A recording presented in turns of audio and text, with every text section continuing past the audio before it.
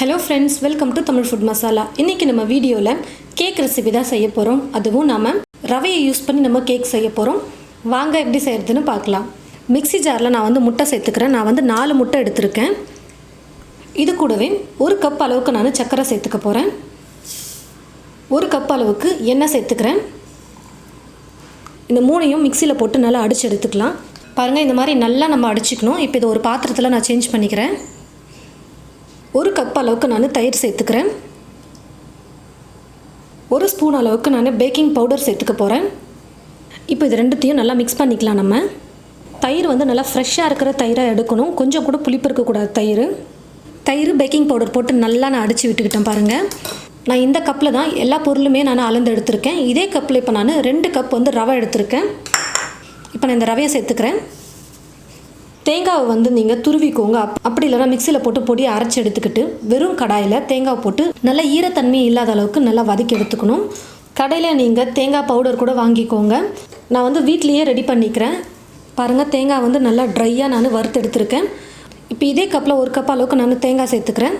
தேங்காவை இது போல் ரெடி பண்ண முடியலனாலும் பரவாயில்ல, கடையிலேயே உங்களுக்கு தேங்காய் பவுடர் விற்கிறாங்க. அதை வாங்கிட்டு வந்து கூட நீங்கள் இன்ஸ்டண்ட்டாக யூஸ் பண்ணிக்கலாம். இப்போ இது எல்லாத்தையும் சேர்த்து நல்லா மிக்ஸ் பண்ணிக்கிறேன். கேக் செய்கிற பேனில் கொஞ்சமாக நான் எண்ணெய் தடவிக்கிறேன். 4 பக்கமும் நான் எண்ணெய் தடவிக்க போகிறேன். நெய் அப்படி இல்லைன்னா எண்ணெய் ஃபுல்லாகவே தடவிக்கோங்க. என்கிட்ட பட்டர் பேப்பர் இருக்கிறதுனால நான் இதை உள்ளே போட்டுக்கிறேன். 4 பக்கமும் எண்ணெய் தடவி வச்சுருக்கேன். கேக் எடுக்கும்போது ஒட்டாமல் வரும் அப்படின்றதுக்காக 4 சைடு நான் எண்ணெய் தடவிருக்கேன். நடுவில் பட்டர் பேப்பர் போட்டிருக்கேன். ஸ்டவ்வை பற்ற வச்சுட்டு ஸ்டவ் மேலே ஒரு கனமான பாத்திரம் வச்சுக்கோங்க. அது குக்கர் இல்லை கடாய் இல்லை கனமான ஒரு பாத்திரம் எதுவாக இருந்தாலும் நீங்கள் ஸ்டவ் மேலே வச்சுக்கோங்க. இப்போ நான் கடாய் தான் வச்சுருக்கேன். ஒரு 6லேருந்து 7 நிமிஷம் கடாய் நல்லா சூடு ஏறட்டும். பாருங்கள், நான் ரவையெல்லாம் போட்டு நல்லா மிக்ஸ் பண்ணிவிட்டேன். எந்த உருண்டையும் இல்லாமல் எதுவுமே இல்லாமல் கரெக்டாக நான் நல்லா மிக்ஸ் பண்ணி வச்சுருக்கேன். பாருங்கள், இந்த அளவுக்கு கெட்டியாக நம்ம மிக்ஸ் பண்ணணும். நம்ம போட்டுக்கிற மெஷர்மெண்ட்ஸ் எல்லாம் கரெக்டாக இருக்குது. நீங்கள் அதே கரெக்டாக நீங்கள் போட்டு செஞ்சிங்கன்னா சூப்பராக வரும் கேக். ரெடி பண்ணியிருக்கிற இது ஊற்றிக்கலாம்.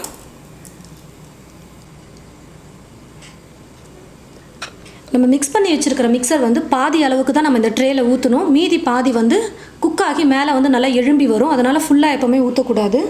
நல்லா இதை தட்டி விட்டுக்கோங்க. இதுக்கு மேலே கொஞ்சமாக உங்ககிட்ட என்னென்னலாம் ட்ரை ஃப்ரூட்ஸ் இருக்கோ அதெல்லாம் நீங்கள் துருவி போட்டுக்கலாம். நான் இப்போ கொஞ்சம் பிஸ்தா, கொஞ்சம் பாதாம், கொஞ்சம் முந்திரி துருவி போட்டுக்க போகிறேன். பாருங்கள், முந்திரி, பாதாம், பிஸ்தா 3ஐயும் நான் துருவி போட்டிருக்கேன். மேலே கடாய் ஒரு 5லேருந்து 6 நிமிஷத்துக்கு நான் நல்லா சூடு பண்ணிக்கிட்டேன். இப்போ இந்த கேக் ட்ரேவை தூக்கி நான் இந்த கடாயில் வைக்க போகிறேன். எனக்கு இந்த கடாய் கரெக்டாக இருக்குது ட்ரே வைக்கிறதுக்கு. அதனால் கீழே நான் எந்த ஸ்டாண்டும் வைக்கல. உங்களுக்கு பாத்திரம் பெருசாக இருந்ததுன்னா நீங்கள் கீழே ஒரு ஸ்டாண்ட் வச்சுட்டு அதுக்கப்புறம் இந்த கேக் ட்ரேவை வைங்க. பாருங்கள், எனக்கு கரெக்டாக இருக்கிறதுனால நான் இப்படியே வச்சுட்டேன். மேலே ஒரு மூடி போட்டு மூடிக்கிறேன். தீ ஃபுல்லாக வைக்கக்கூடாது. நல்லா குறைச்சி வச்சுட்டு ஒரு 40லேருந்து 50 நிமிஷத்துக்கு நம்ம இப்போ குக் பண்ணி எடுத்துக்கலாம்.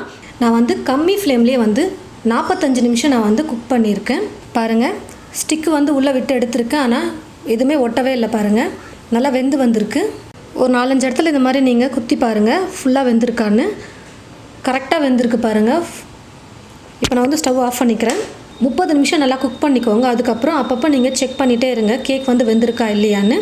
எனக்கு இப்போ கேக் வேக 40லேருந்து 45 நிமிஷம் எடுத்திருக்கு. ஸ்டவ்வை பற்ற வச்சுட்டு ஒரு பாத்திரம் வச்சுட்டு நான் அதில் 1 கப் அளவுக்கு நான் சர்க்கரை சேர்த்துக்கிறேன். இதே கப்பில் 1 கப்பு தண்ணி சேர்த்துக்கிறேன். இப்போ இது கூடவே கொஞ்சமாக லெமன் பிழிஞ்சிக்கிறேன். ஒரு ஸ்பூன் அளவுக்கு லெமன் சார் பிழிஞ்சால் போதும். நம்ம பாகு போல் நம்ம இதை காய்ச்சக்கூடாது. நல்லா கொதித்து கொஞ்சம் திக்காக வந்ததுன்னா போதும். அந்த அளவுக்கு நம்ம இப்போ இதை காய வச்சுக்கலாம். ஒரு 3லேருந்து இல்லை 4 நிமிஷம் நம்ம ஃபுல்லாக தீ வச்சுட்டு குக் பண்ணாலே போதும். குக் ஆகிடும் கரெக்டான பதத்துக்கு. பாருங்கள், நான் 3லேருந்து 4 நிமிஷம் நான் குக் பண்ணிக்கிட்டேன். இப்போ நான் ஸ்டவ் ஆஃப் பண்ணிக்கிறேன். இப்போ நம்ம ரெடி பண்ணியிருக்கிற இந்த சிரப்பை நம்ம கேக்கில் நம்ம ஊற்றிக்கணும். ஃபுல்லாக எல்லா இடத்துலையும் ஸ்ப்ரெட் ஆகிற அளவுக்கு நீங்கள் ஊற்றிக்கோங்க. ஒரு 2லேருந்து 3 நிமிஷத்துக்கு அப்படியே விட்டுருங்க. நம்ம ஊற்றிருக்கிற சிரப் நல்லா அப்சர்வ் பண்ணணும் கேக். உங்களுக்கு இது போல் சிரப் மேலே ஆட் பண்ண வேணாம்னு நினச்சிங்கன்னா கேக்குக்கு நம்ம மாவு மிக்ஸ் பண்ணல, அப்போ சக்கரை ஆட் பண்ணும்போதே நீங்கள் எக்ஸ்ட்ரா இன்னும் சுகர் சேர்த்துக்கணும். ஒரு 1/2 கப் இல்லை 3/4 கப் இன்னும் எக்ஸ்ட்ரா சேர்த்துக்கோங்க. இந்த மாதிரி சிரப் செஞ்சு நம்ம மேலே ஊற்றி செஞ்சோம்னா ரொம்பவே சூப்பராக வித்தியாசமான டேஸ்ட்டில் ரொம்பவே ஜூஸியாக நல்லாயிருக்கும் கேக். பாருங்கள், ஃபுல்லாகவே சிரப்லாம் நல்லா ட்ரை ஆகிடுச்சு. இப்போ நான் எல்லா எட்ஜஸ்ட்லேயும் கட் பண்ணிவிட்டு ஒரு பிளேட்டில் சேஞ்ச் பண்ணிக்கிறேன். பால் சேர்க்கல, எதுவுமே சேர்க்கல பாருங்கள். வெறும் ரவை, முட்டை, தயிர் இதை வச்சு நம்ம ரவா கேக் ரெடி பண்ணிட்டோம். மேலே இருக்கிற இந்த பட்டர் ஷீட்டை வந்து நான் இப்போ எடுத்துடுறேன். பாருங்கள், நம்ம மேலே வந்து முந்திரி, பாதாம், பிஸ்தா இதெல்லாம் துருவி போட்டிருக்கோம். பார்க்கவே நல்லா கலர்ஃபுல்லாக சூப்பராக இருக்குது பாருங்கள். இப்போ நம்ம இதை கட் பண்ணி எடுத்துக்கலாம்.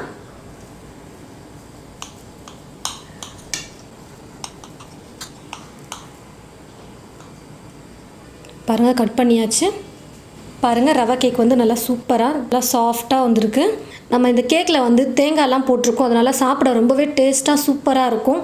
இது போல் நீங்களும் உங்களுடைய வீட்டில் ரவா கேக் செஞ்சு பாருங்கள். செஞ்சு பார்த்துட்டு எப்படி இருக்குன்னு மறக்காமல் கமெண்ட் பாக்ஸில் வந்து கமெண்ட் பண்ணுங்கள். இந்த ரெசிபி உங்களுக்கு பிடிச்சிருந்ததுன்னா மற்றவங்களுக்கும் ஷேர் பண்ணுங்கள். தேங்க்யூ.